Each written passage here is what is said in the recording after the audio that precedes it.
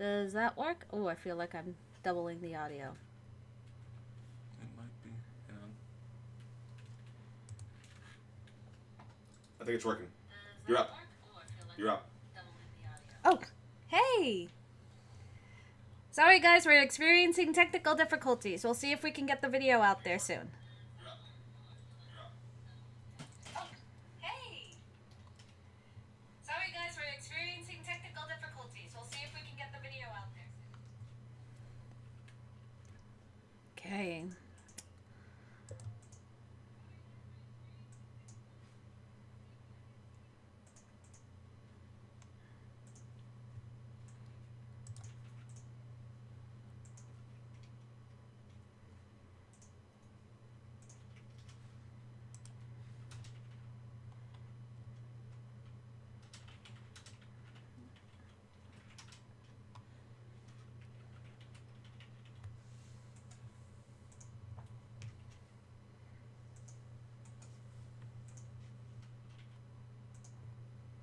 Is the video working on your end? No. What? I see my head moving. It's a delay. Oh. So just focus on your presentation. You're good. Oh, so I'm supposed to be present. Yes. Thank you. Okay, hi. This is Hetomato and Other Peculiar Days. So thank you for joining us. We're a little late, so I'll try to keep this presentation on time. Let's go on to the very first slide. Got it. One moment, please.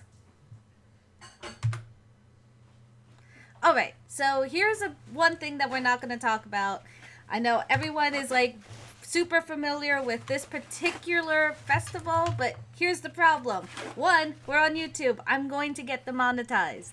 And we normally wouldn't talk about it anyways because this would be a PG panel. So, yeah, nope. We're not going to talk about it. So, what we are going to talk about, though, is farts of beautiful women. Now, I can only really confirm that this happened twice. And only because, as you see there was an actual advertisement for the second festival that ever happened. This happens typically during Hina Matsuri, which is, the girls' festival, where all the young girls go in, we all celebrate the women of Japan. And it's as they grow into adulthood, that kind of stuff. Usually activities for like Hina Matsuri include setting up like exquisite displays of Japanese dolls, including noble families and that kind of stuff, eating snacks, festive sushi. But, there's a category of people that are being excluded when it comes to like celebrating Hina Matsuri. And apparently it's men and women who like listening to farts coming from beautiful women. And you have this festival. This festival was born out of that apparent necessity. And for the very second festival, one of the things that happened was they had Japanese adult video artists join in, and you would listen to them fart. And they also ended up with a rap battle that they had to end all their raps in a fart.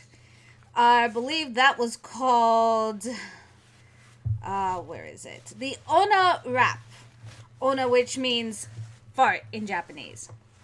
So, whoever could successfully punctuate any of their rhymes for their rap battles was the winner for that particular rap battle.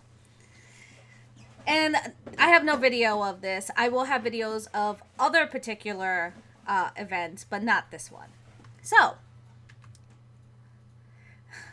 we'll move on to the next one, which is Hokkai Heso Matsuri. And this is the Belly Button Festival. This one also has a pretty recent history, and it's actually very fascinating. What happened was that Furano wanted to have its own festival. It wanted to celebrate their location and things like that, and they realized that they're kind of the belly button of Hokkaido. And so they created an entire festival to celebrate the fact that they were kind of the belly button. It's very simple to join in. They actually enjoy having tourists. You can go and get tickets for this. I'm not saying anything about 2020 because obviously everything's kind of up in the air. So there's not going to be any dates for 2020, obviously because of all the COVID stuff. But typically when I do this panel, I would give you kind of dates. For right now, we're just going to say it usually happens in July. And what you would do is you get like this big straw hat meant to cover your face, and they would print either just a very generic face with the belly button being the mouth, or they would do kind of, as you can see on that picture, just kind of, any kind of cartoon character. And little kids can join in, women can join in too. Usually they would have you wear like a t-shirt and they would let you show your belly button, or you could just wear your yukata. It really depends on which way you want to kind of do it that way. If you pre-register, the tourist department would actually help you with your outfit. And they do allow actually last minute entries up to a certain amount of people. So anyone is really welcome to do this. They also have like this shrine that's dedicated to the mother and the womb, and how the belly button is like life and connection to human love. So I have a little bit of a video for you for this particular one. ただいまステージ前を通過しているのはフラノ高等学校バドミントン部の皆さんです。一般の部とトーナメントの部にエントリーされている総勢20名の皆様です。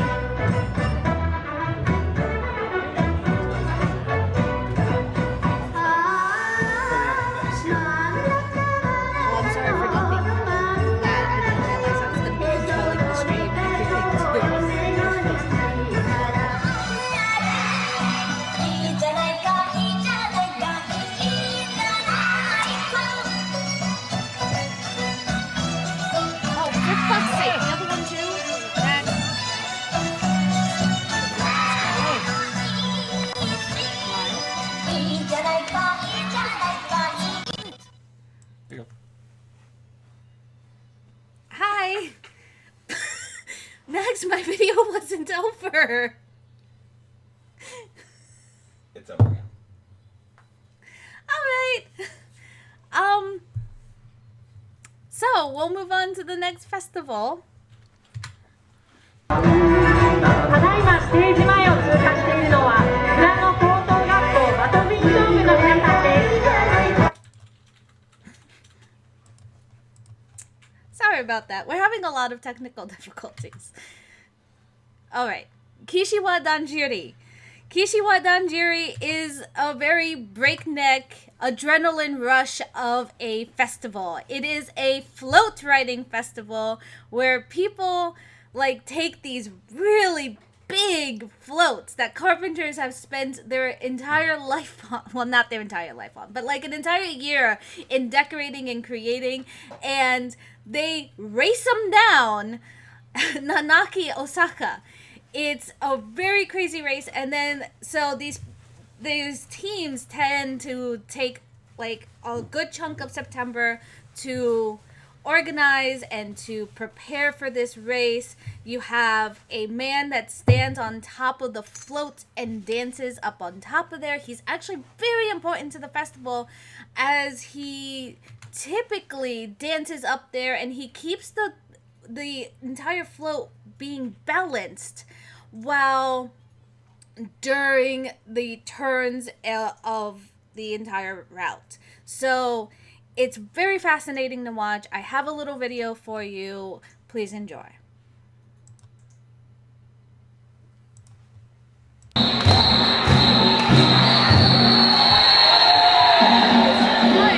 Studio mode.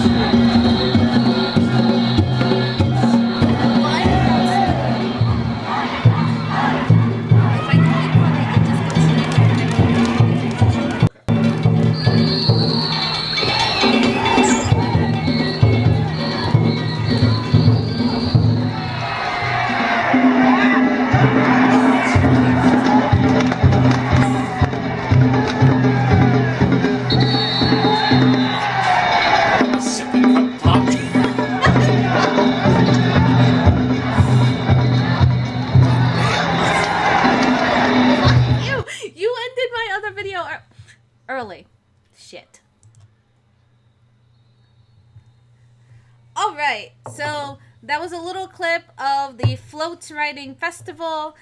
That usually happens within September. So if you ever get a chance to go out to Osaka and go and witness this, it's actually a very, very fun festival to watch. So the next one that we're gonna talk about is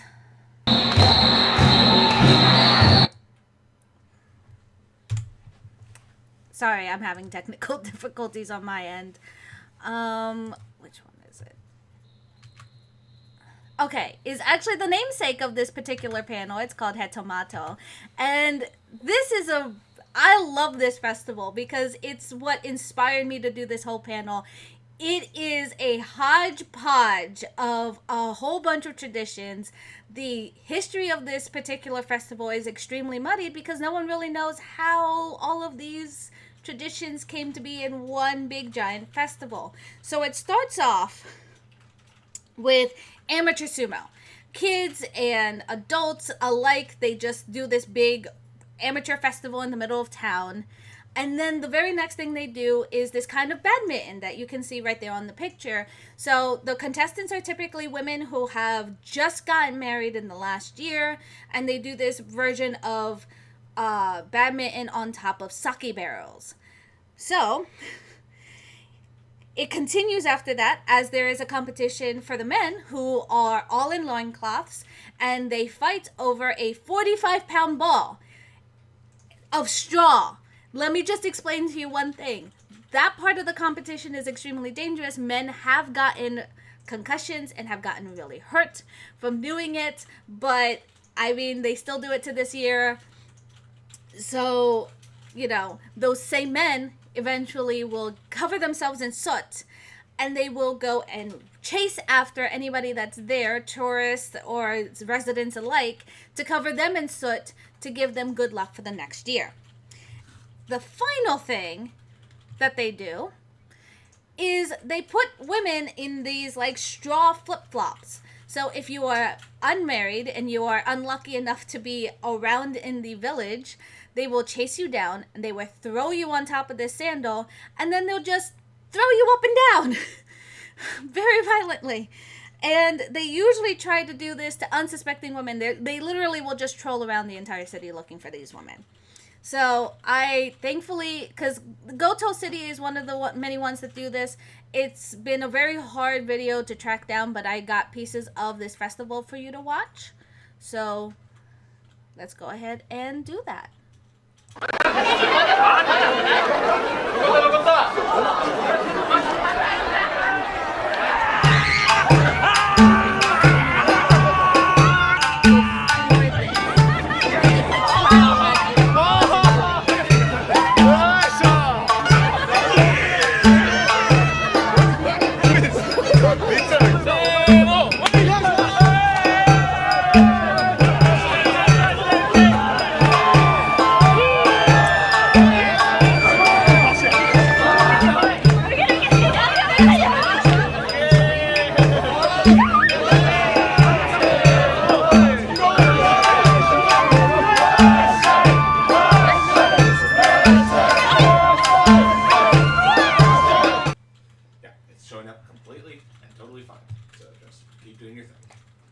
All right, so one moment.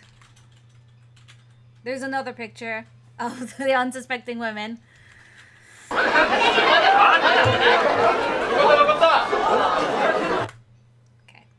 All right, so the very next one is Wakakusa Yamayaki. And this is the Burning Mountain Festival.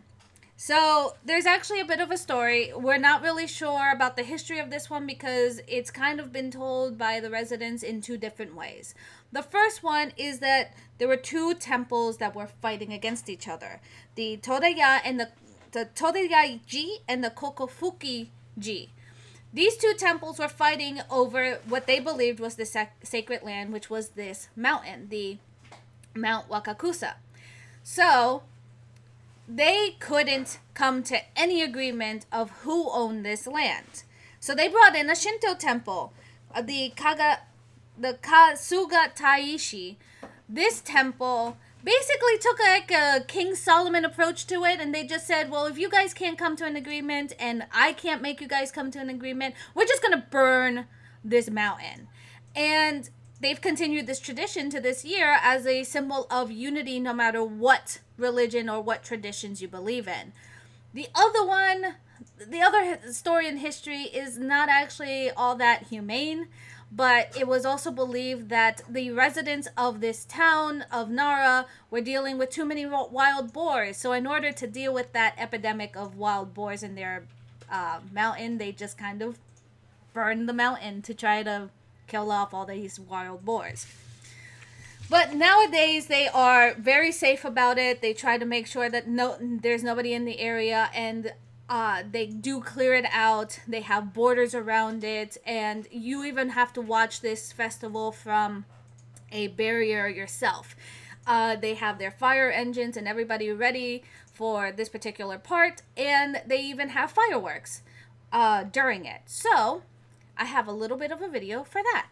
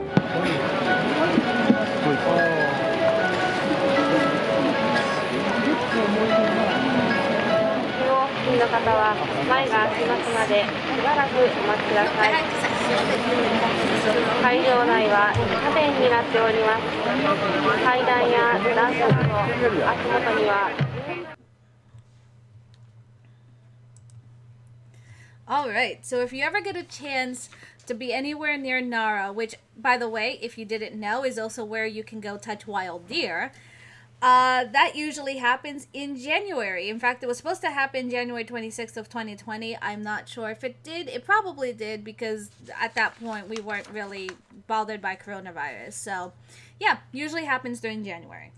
So, the next festival is one that you guys are probably familiar with if you watch a lot of anime, because they do talk about Setsubun. And Setsubun has a beautiful, long history. It's got a lot of traditions, and all of Japan really celebrates it. And a lot of people in very different ways, depending on if they follow the old traditions or not.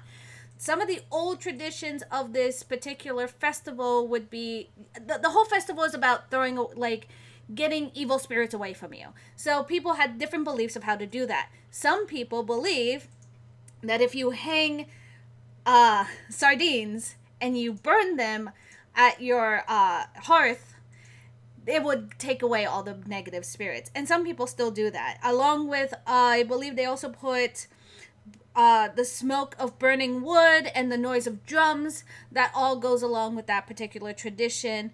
And holy tree leaves also deters evil spirits in that particular tradition.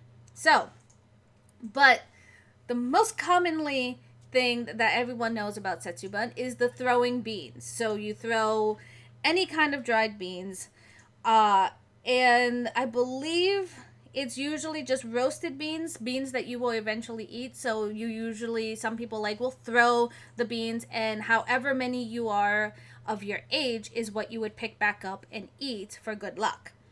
There's also other things where there's some Setsubun ones where it's become very televised, very commercialized, and you go out in big groups to celebrate this together in a huge group, like in Tokyo and other places like that. It becomes very chaotic because crowds will jostle and throw stuff and freebies are tossed from stages because there are performances being happening with sometimes with celebrity hosts and that kind of stuff.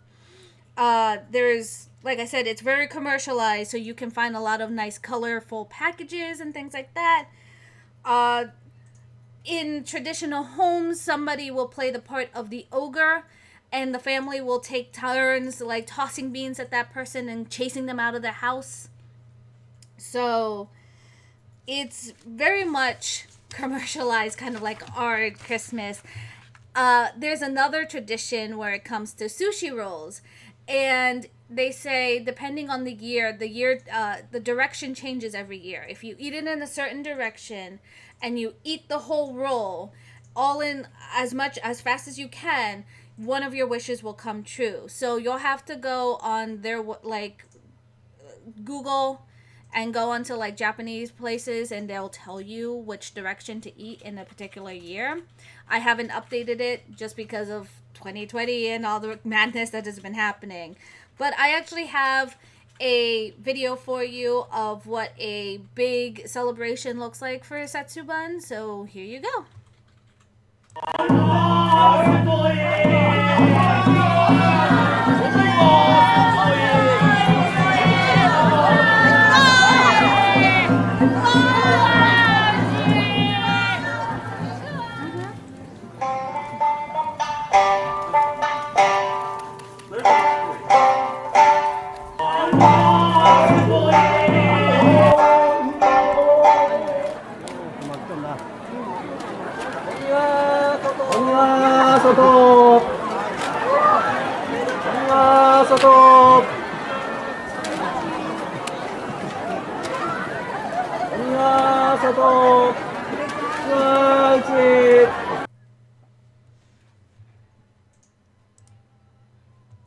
All right. So, one thing I haven't talked about yet is what national important intangible folk cultural properties are.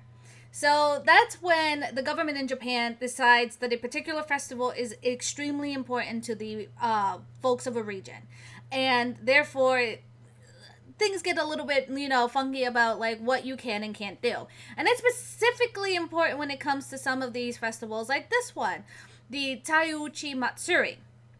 This one starts off pretty normally in the middle of February. It's a good reason to kind of get out there and drink, but it's also there to kind of make sure you get a good rice harvest for the rest of the year.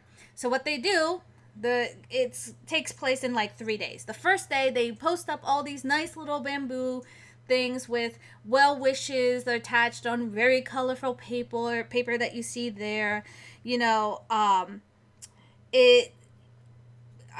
They also hang them from decorations from green bamboo sticks. These pennants are known as temputsu kaki, and the local neighborhoods will build like small houses to drive away birds and that kind of stuff.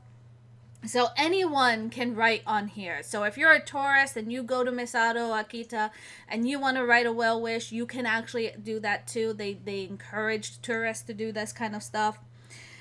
And then the festival moves on to the second phase, which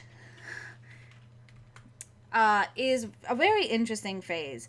You see, the village will choose sides, and they'll have a north and a south side.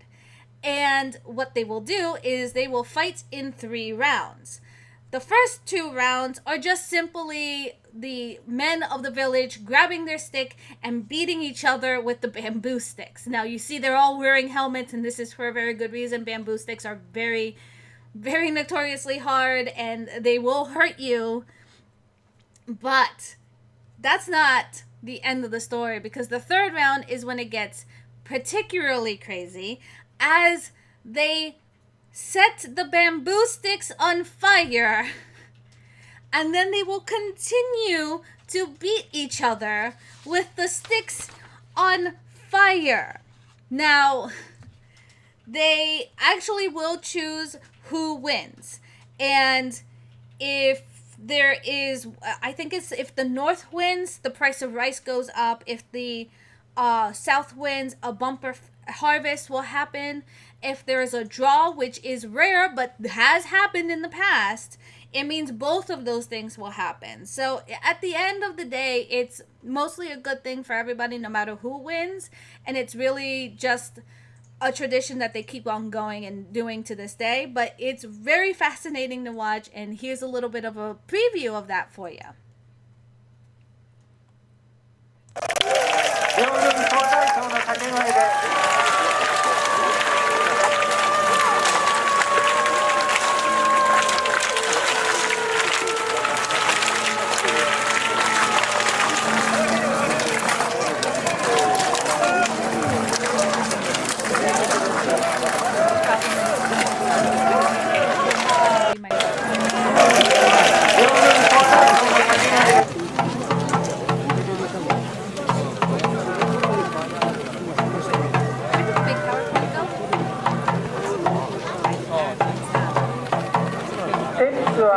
まだ焼かないでください。火が大きく燃え上がらないと天日焼きの竹は焼かずに係員が指示した場所に置いてくださるようにお願いいたします。子どもたちの天日焼き始めてください。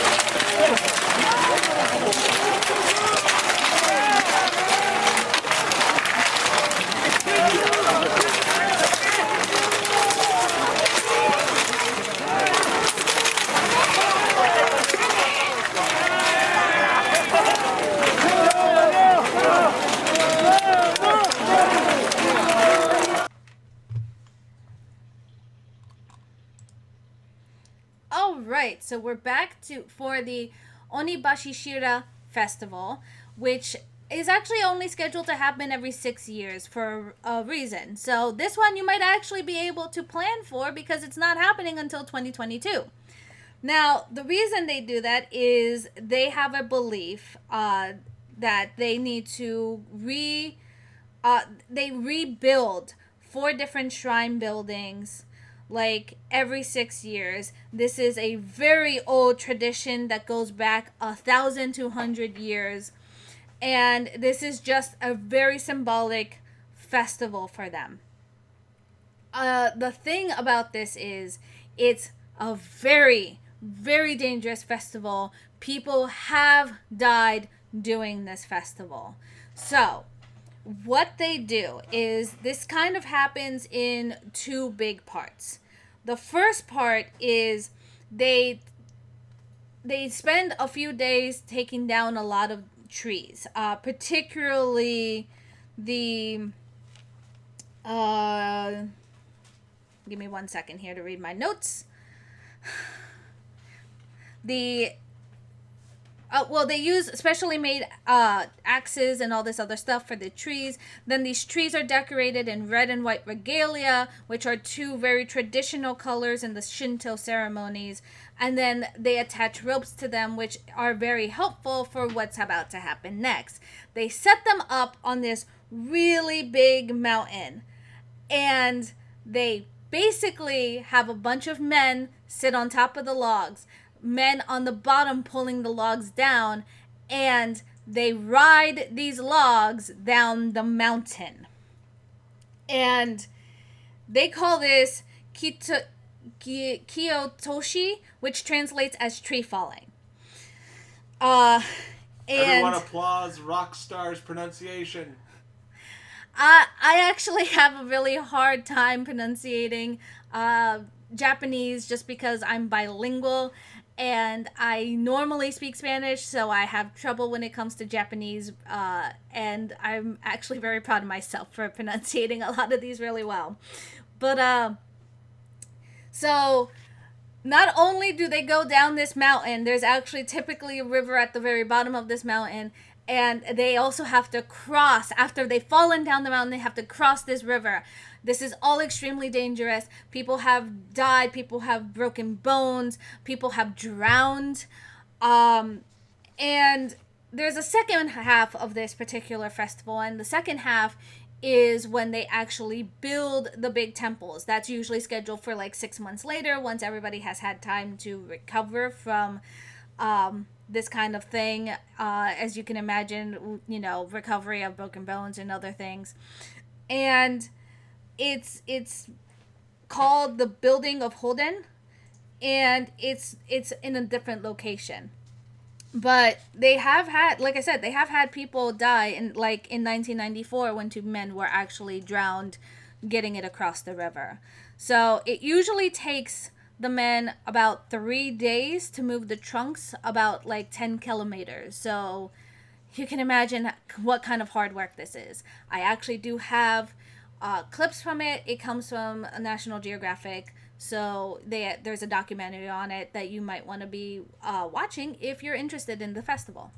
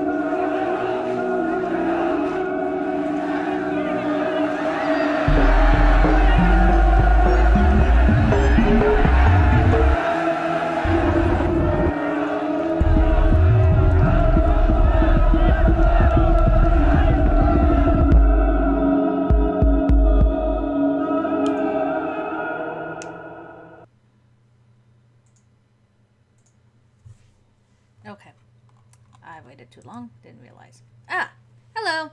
So, we have the next one, which again, this is one that anybody can join in. This is very tourist friendly. It's the Iga Uno Ninja Festival in Iga, which, if you don't know, Iga is like the capital of ninja things to do. But this would typically take place in April to May. It's a really long festival, about 6 weeks.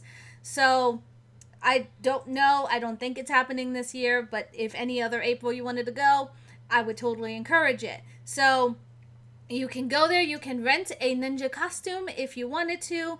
Some people have offered up a little bit of cheaper expenses. If you have like a whole family, you can go to like Don Quixote in advance, or you can go to, which Don Quixote, if you guys don't know, is a Tokyo store. It was something that I needed to learn because Don Quixote means something completely different to me. But there's also Tokyo that you can go to if you really wanted to buy, and you would buy your outfits outright at that point, and then you could basically just own a ninja outfit from Japan. So, it's also very kid friendly. There's a whole lot of things you can do. They even have dog costumes.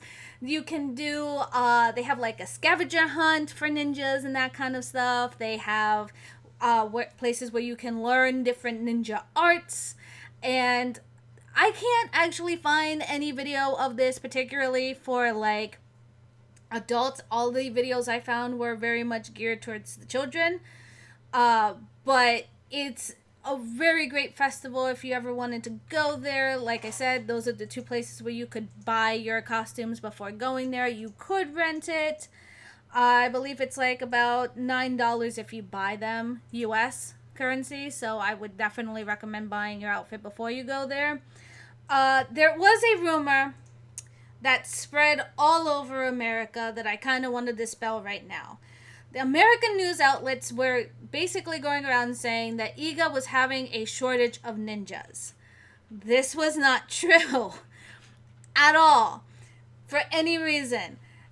I don't know what happened, but News American outlets got this like false idea, and so the problem then was that Iga had an overpouring of people applying to be a ninja. So I mean, it was just because they were hiring. And it wasn't that they were hiring like a whole bunch of ninjas. They were hiring for like 1 or 2 positions, and they ended up getting an outpouring of people who wanted to become a ninja because the news media just blew it out of proportion. So yeah, there are no shortage of ninjas, trust me, and people are still very willing to become a ninja. If they're ever hiring, maybe that's something you could do. But here's a little clip from the Ninja Festival.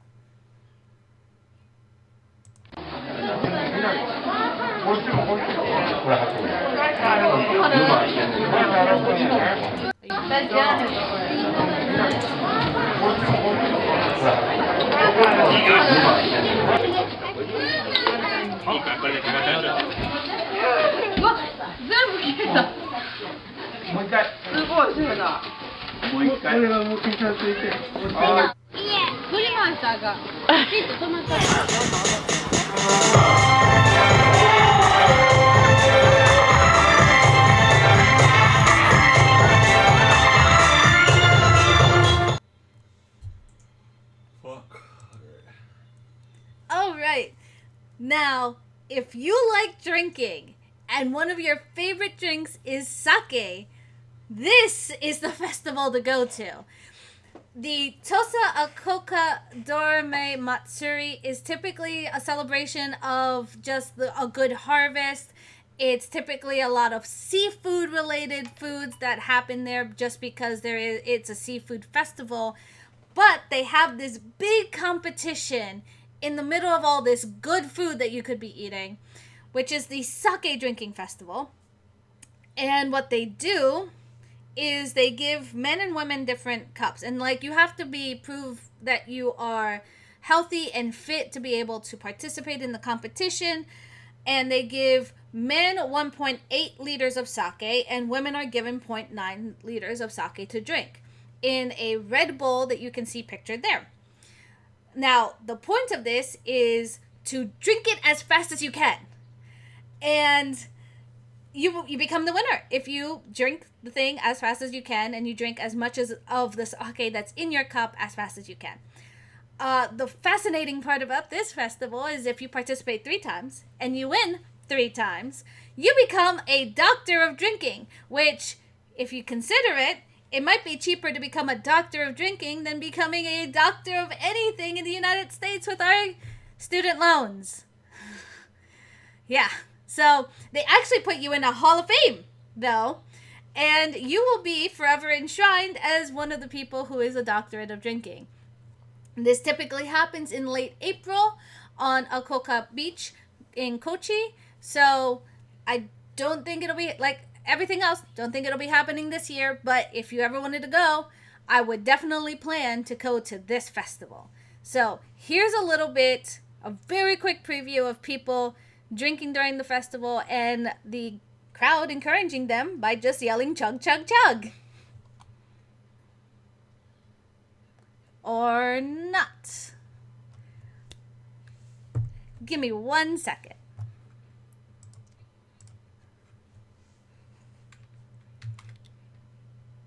There's more pictures. More pictures. That's not showing up. So, we don't actually have the video for that one. Unfortunately, I forgot to program it into our program. But if you ever come see us live and you see this on the docket, I will go into more detail about that particular festival and you'll get to see the video for that one. For right now, we'll go into the very next one, which is the Nakizumo or the Konaki festival, which is literally just about making babies cry. Now, parents volunteer for this. No one is forcing parents to do this. But what this is a competition between 2 babies, and they give each baby to a sumo, and the sumo's job is to make that baby cry. Now, the reason for this comes from superstition. They believe that if you can get the baby cry, they'll have good luck and they'll grow up to be big and strong and they're closer to their gods at that point. And this is just based on very old superstitions. It keeps the baby healthy and free of evil spirits.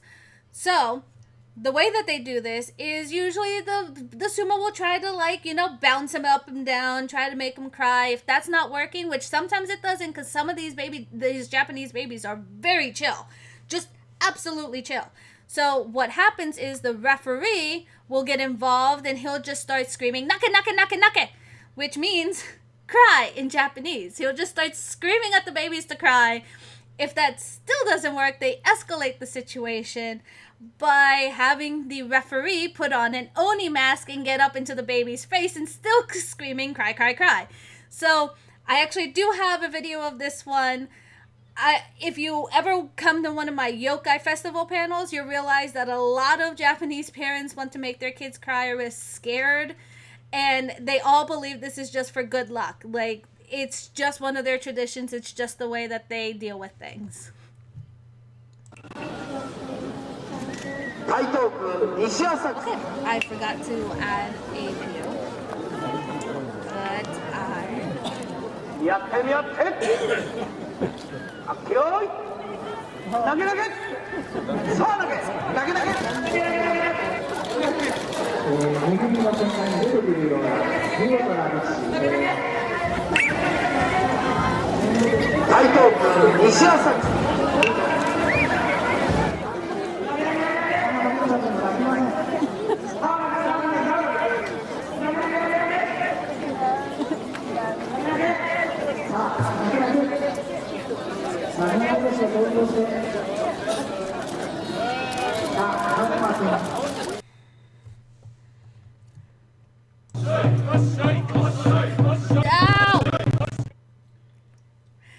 well, what you saw was a bit of a preview for this particular festival. Here's Mr. Panda.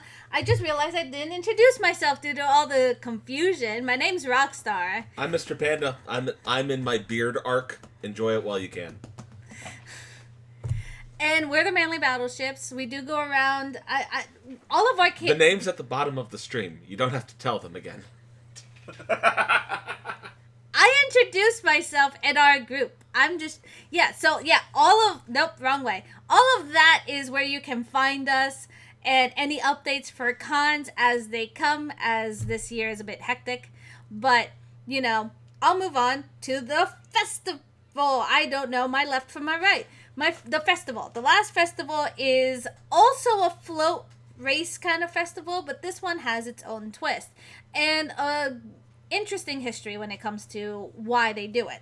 So this one can be traced back to about 778 years ago.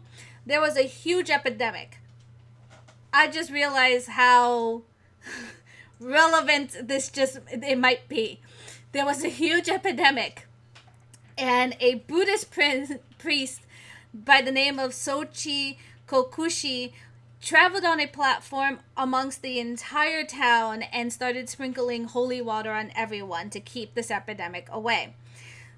And what they do now is they just do this every year since then to try to prevent any epidemics from happening.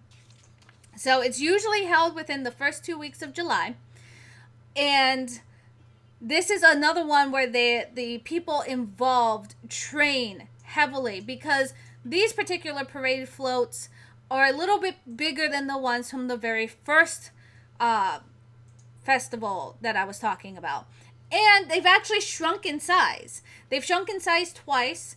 Once very early on, and then another time during World War II, and they've shrunk again just because of power lines and like big trees. They want to try to keep this as safe as possible. But the men who have to train for this have very specific guidelines of what they can't and can't do. Teachers will actually allow any boys or high school boys that are participating in this to actually sleep in class to allow them to still be able to be restful for any training. Employees, so male men that go and participate in this, typically have days off.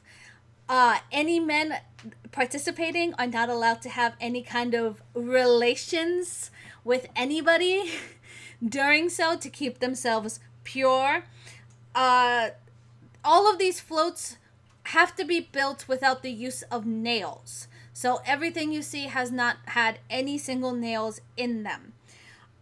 You also have like doll figures on the floats, and this goes back to the Edo era daimyo, and they never really use it to decorate the floats because they believe it'll bring bad luck. So like the one time they used it one time and it brought so much bad luck, they just never used them again. And they used to have very strict guidelines of what the men could and could not eat, but it's not so observed so strictly anymore. But they used to have a traditional meal after finishing the race, which was pickled Japanese plum, fish cake, and clam soup with sake. So that's what they would have right after. So the other part of this festival, when it actually comes to what they do and how they do it, men wear very specific costumes that will tell you what kind of role they are taking in this festival. Some of them will be sitting on the float. They have one elder who sits on the float, and he's the one who tells them, run, run, run. He encourages them. He tells them what to do. He basically runs everything. You have the men who are the runners who have their own specific costumes, and they have to switch out every so often to make sure that people don't get tired and don't pass out and that kind of stuff. So they are very in tune. They have to know what everybody else is doing. It's a very well oiled machine. You have 4 people who control the sides of the float to make sure everything's going the same way that it needs to be. If they need to turn, if they don't need to turn. They have other members of the group that are literally their only job is to make sure everybody stays cool, and so they're running around with water and that kind of stuff. This festival is very much about teamwork and making sure everybody's working as a team. There are, in fact, for this particular festival, 7 teams made up of neighborhoods, just complete neighborhoods. And they will pre-wet the road for this festival, and they will throw water on the runners as they run through the streets. And here is that video for you. That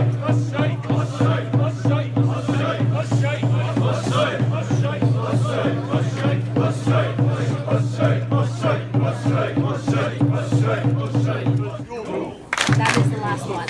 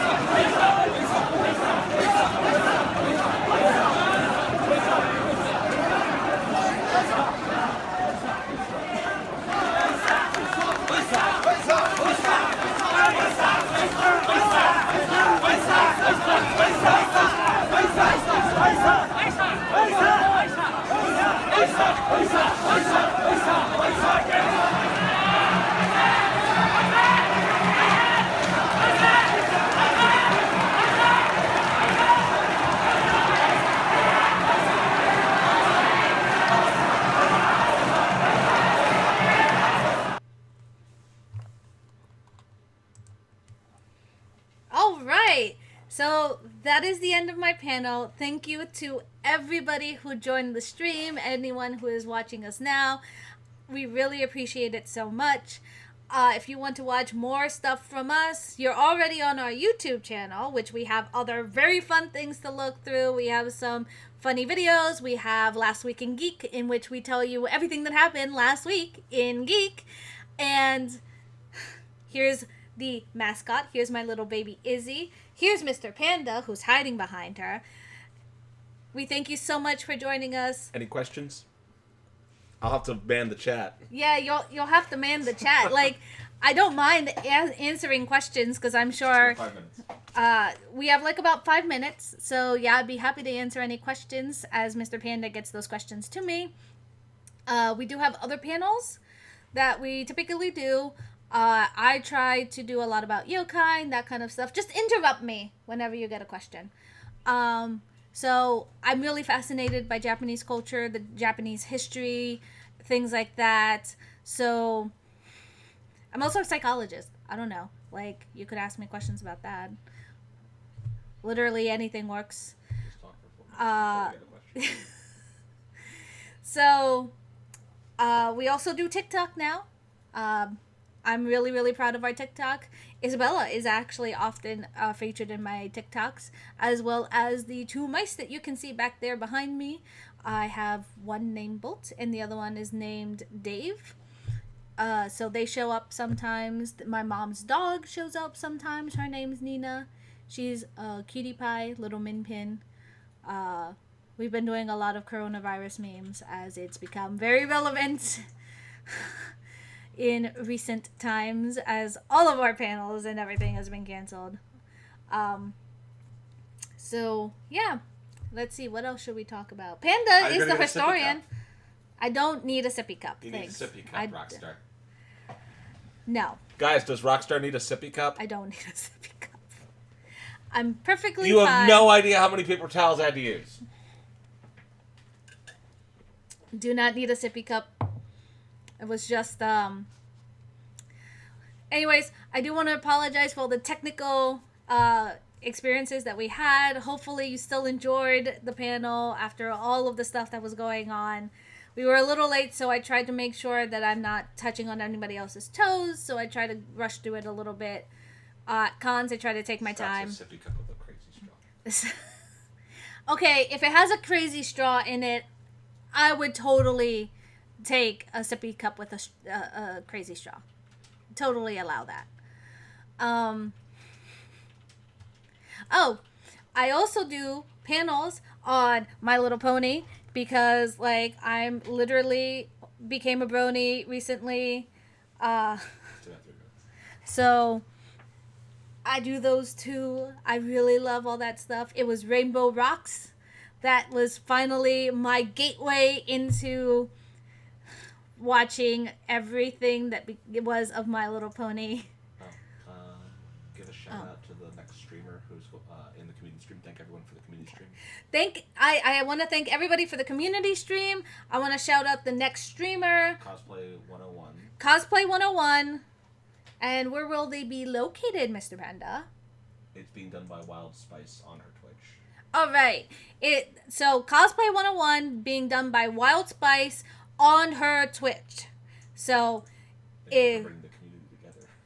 Panelists United, blah blah blah. I also want to thank Panelists United for bringing all of the community together and that kind of stuff. All this has just been a very amazing effort from every single panelist. It's so great to see the community come together.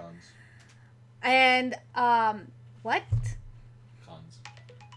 I don't even know what our next cons are. CloverCon, technically. Our next con is CloverCon, where May. We don't know. No, we don't know. So hopefully we'll be in CloverCon. We'll hopefully be at Colossal Con if that's still a thing and happening. And then Otakon would be after that. We're booked for Colossal East. We're also booked for Colossal East and DerpyCon. And BonsaiCon. So hopefully that's all in the fall, so that'll still be happening. So, I just want to thank everybody. It's just, it's amazing. And during this time to have everybody come together and do something amazing like this while we're all in quarantine. So, okay. And so that's it. Make sure you go to the next streamer. Like I said, Wild Spice on her Twitch for Cosplay 101. Thank you so much, guys, for coming to my stream and watching. And I hope you guys are safe and have a good day.